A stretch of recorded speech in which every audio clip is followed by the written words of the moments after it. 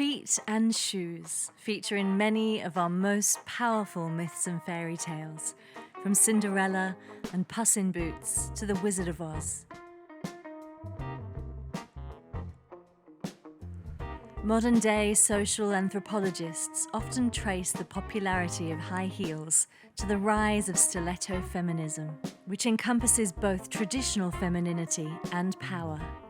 Artists have long explored the shoe as a fetish object. Andy Warhol was obsessed. He first drew them simply as fashion illustrations, but they became the focus of a series of famously sought-after screen prints in the 1980s. Tarantino makes sure to have women's feet star in all of his films. And Helmut Newton frequently fetishized high heels in his photography. Helmut never makes a secret about his love of nudes in high heels, of money, and of a certain world of wealth. So what's the big deal with the heel? The transformation of the female body due to wearing high heels is a very simple thing. Once you put a high heel on, you project your entire body. The woman projects her entire body in the front. In order to correct that posture, she has to project that part, meaning the breast, more in the front, but also to correct the lower part, the ass, is going to be on the back. So it basically reshapes a line and it creates these curves due to the gravity center changing. And that's as simple as that. Just a handful of luxury stalwarts are so synonymous with a colour that consumers can instantly equate the shade with the name. So how does a brand own a tone? And should smaller labels try? When LVMH agreed the $16 billion deal to purchase the Tiffany & Co., the luxury conglomerate was also buying a particular shade of blue. Pantone 1837, also known as Robin's Egg Blue, is in the mind of consumers globally. Tiffany blue. So powerfully does it signify the storied American jeweler's visual identity and heritage. You just love it. Love what? Tiffany's.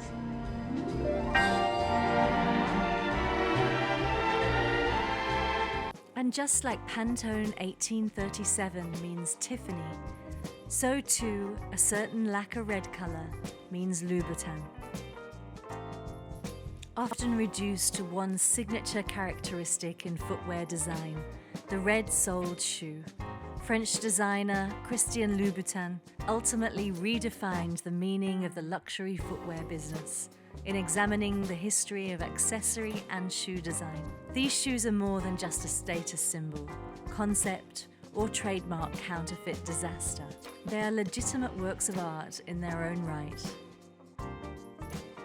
Red-soled shoes are also the centerpiece of Louboutin's childhood fascination with costuming, cited as his biggest inspiration in turning into a fashion designer. Louboutin's personal predilections before fashion design were first hinted at in episodes of Nocturnal Mischief. Louboutin broke his family's strict guidelines by following his dreams. The young Louboutin was forbidden to quit school early, but he solved this dilemma by being expelled. Prior to his expulsion, his timely formation of the greatest heel was influenced by showgirls, as well as drawings and museum-based art. Another stimulus of Louboutin was his childhood feminine surroundings. As he lacked a father figure, Christian would spend the majority of his time with his mother and three sisters. Louboutin's other sources of inspiration were ballet point shoes and Marie Antoinette in her later period, when he designed a modern take on an 18th century look. It's not too much, is it? Oh, no.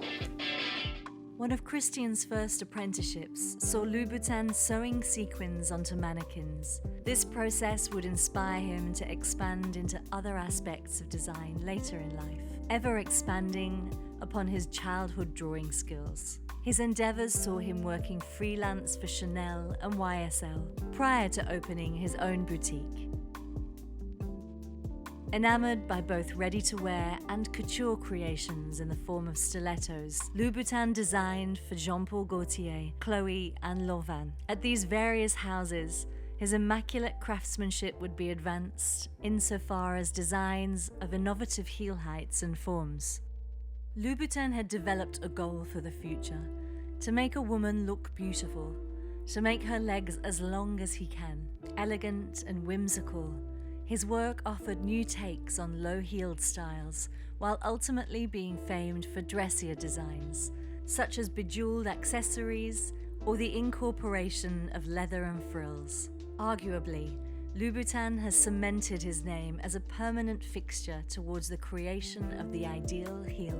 In the early 1990s, Christian Louboutin launched his line of women's shoes. In 1992 to 1993, the legendary red soles were added to the line. He stated, "I wanted to create something that broke rules and made women feel confident and empowered."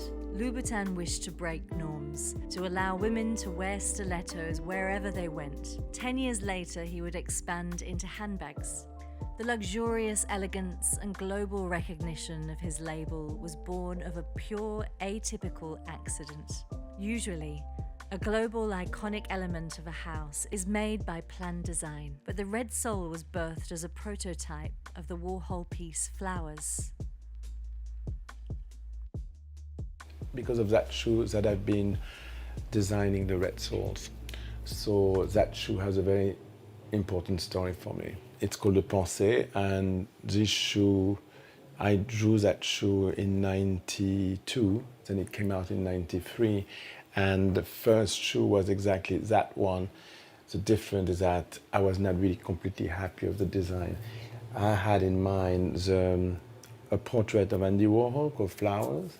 So I had this shoe in my hand and I had the drawing, and when I was looking one from the other, I still favor the drawing, and I just couldn't really explain me why. It looked good from the profile, from the front it looked good too, but when I turned it from the back, there was this big black sole, which was almost like a stain because there was no dark colors in my drawing. So I looked at it and I thought I would like to see if I removed that black shadow.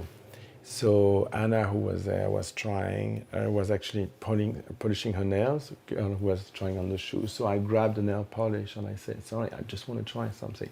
And then I painted, with her nail polish, I painted the sole.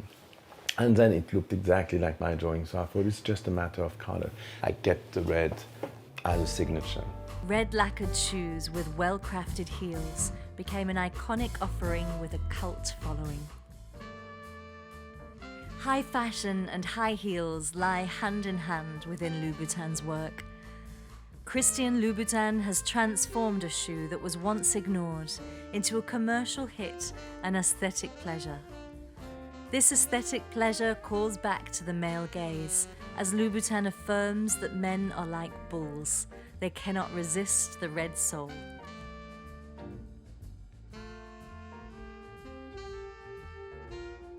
Funnily enough, he later made a nail polish to commemorate the invention of the red sole, Rouge Louboutin. Throughout the years, he has continued to turn out continuous seasons, utilizing his imagination to reinvent his footwear. It is a great achievement in itself to transform a surreal shoe into a commercial hit, but it is another to continually innovate while being known as a one-trick pony.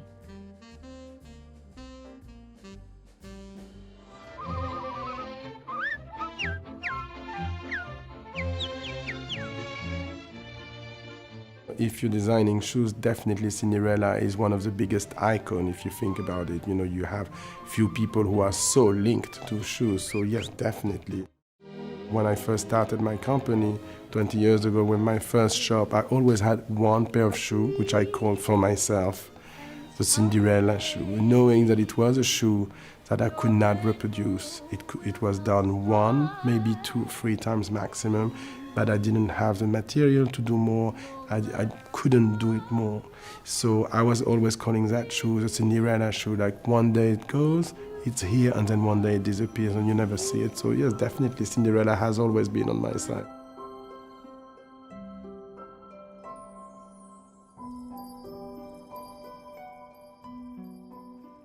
Louboutin's aesthetic, well defined by the red sole, can fluctuate within various silhouettes and the usage of fun elements within footwear. He employs spikes, protrusions, big toe boxes, bulging heels, and plunging figures.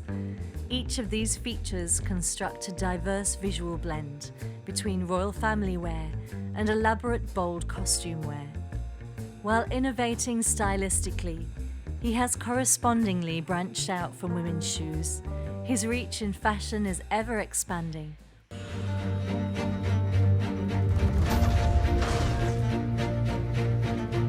One of the first things which came to my mind when I was approached by Disney for The Last Jedi was the excitement to work with ILM. ILM is a great place to develop ideas. Everything starts with a pen, everything starts with an idea, and everything starts on the creative part.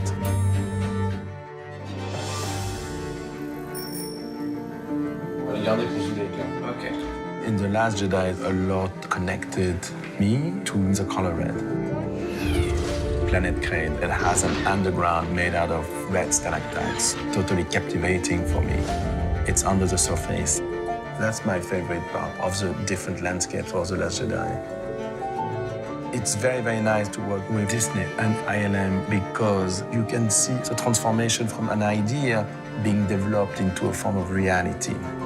Through technology, there is this idea of going further, pushing boundaries. There is no limit, and the no limit is really great for creativity. And working for Star Wars is a match made in heaven, or let's say a match made in the skies.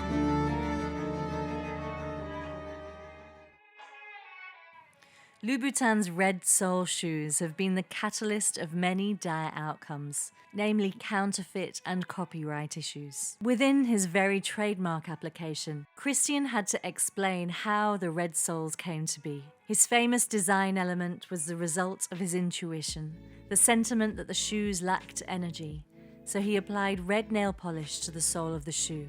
This success rendered a permanent fixture.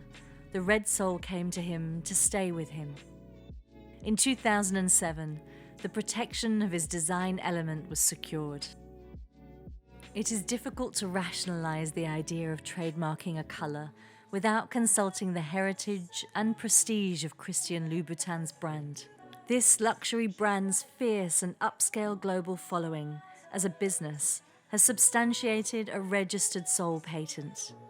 Louboutin himself held a presence of mind, a compulsion to make certain of a trademark to protect his signature element of work.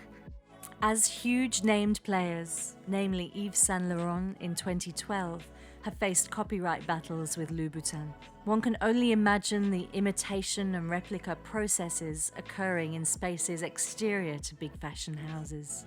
Astonishingly, a rare instance of direct consumer education is needed when discussing Christian Louboutin's red-soled shoes. Ubiquitous, existent counterfeits of these shoes plague the earth. A bewildering example of this was a seizure of over 20,000 fake pairs of shoes exported from China in 2012. Louboutin's website now has a Stop Fake page in order to warn consumers of properties of a fake shoe, indicators of false pricing or advertising, and lists of the official retailers.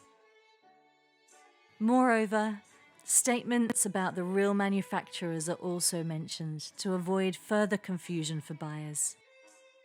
Louboutin's requirement to straightforwardly educate his consumer is indicative of his true overbearing success in making an unstoppable commercial masterpiece.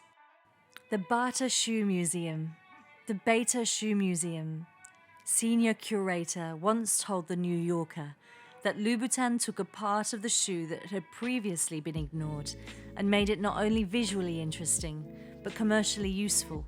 Louboutin had elicited a tremendous amount of attention towards an aspect of a shoe that society had forever neglected. No single shoe characteristic is as well known or well regarded as the red soles.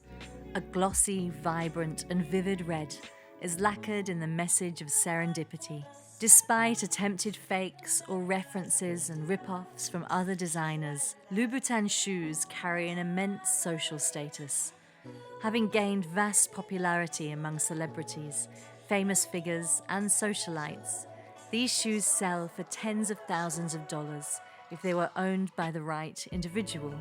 Louboutin's telltale color red has written its way onto the world of superstar celebrities such as Oprah, Beyoncé, and Rihanna. His artistic shoes have been adorned by various megastars and social figures. Madonna often wore his treacherously high heels during numerous music videos. Her entrance to the world of Louboutin heralded high-value promotion for his brand that led to even more celebrities adopting his work. Being so heavily associated with glitz, glamour, and beauty, Louboutin's red-soled shoes are well and truly emblematic of a social status symbol. Excuse me, sir. Exactly how obscene an amount of money were you talking about? Just profane or really offensive? Really offensive. I like him so much.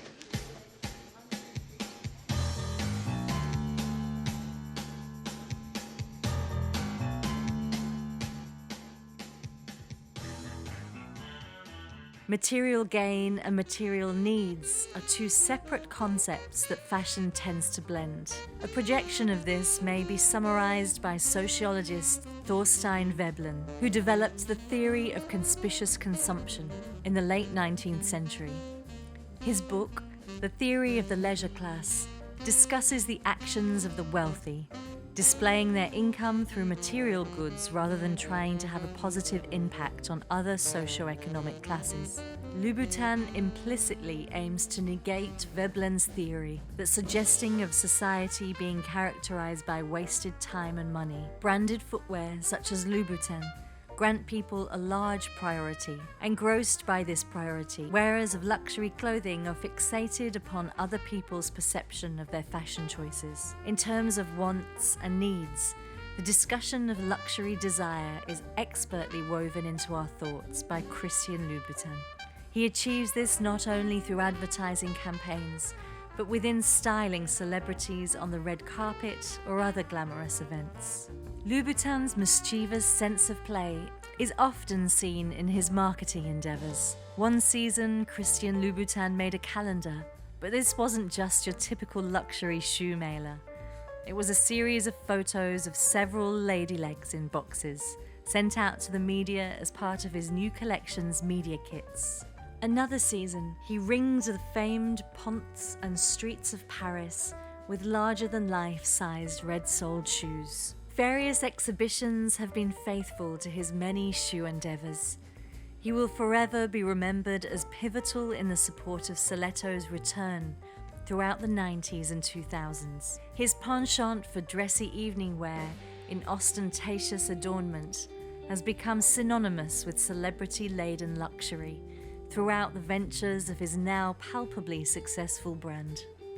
In February 2020, as the COVID-19 storm was brewing, Louboutin opened his epic shoe exhibition in Paris. Speaking at an exclusive press conference to launch L'Exhibition, Louboutin called the project a homecoming of sorts. It's a big mix of my work as well as what inspired it, he said. We just finished it yesterday. In the mix are a love of Paris, of spectacle, of innovation, craftsmanship, and travel, from an early stint as a documentarian for Roger Vivier to a brief interlude as a landscape architect. The commercial success of designer goods may be narrowed down to its social status, as well as the aforementioned luxury price classifications. Louboutin has 35 brand-name giant boutiques worldwide and sells in over 150 department stores. In addition to its headquarters in Paris, with shoes reaching between $400 to $6,000, Christian reaches new heights of a price point in tandem with quality. Beyond social status, the main reason why these shoes reach such exorbitant prices is due to their costly European-based production. In recent times, it is claimed he sells between 500,000 and 1 million pairs of shoes a year. Ultimately, Louboutin has crafted a unique place in the pantheon of heel masters. Although he has had many claims to fame, what will permanently mark his legacy are his exquisite shoes.